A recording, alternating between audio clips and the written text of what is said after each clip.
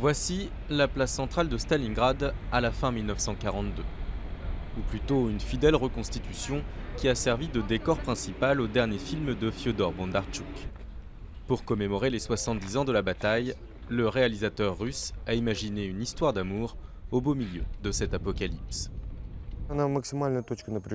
La bataille de Stalingrad est un point de tension maximale. L'histoire est extrêmement expressive et dramatique.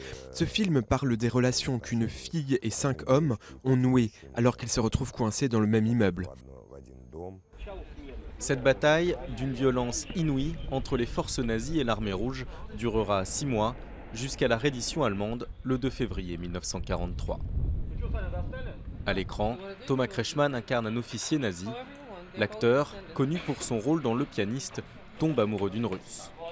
Un film digne d'Hollywood qui a coûté pas moins de 30 millions de dollars.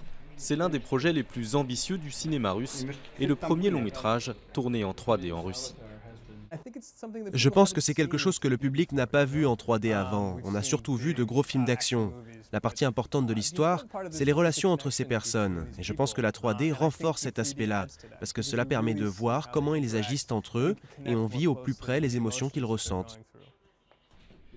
Le film sortira en octobre en Russie, mais le producteur espère bien pouvoir le diffuser à l'étranger.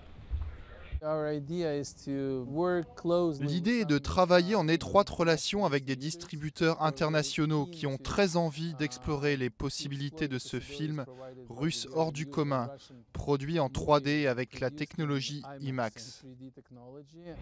À l'étranger, les studios reprochent souvent au cinéma russe d'avoir des problématiques trop locales.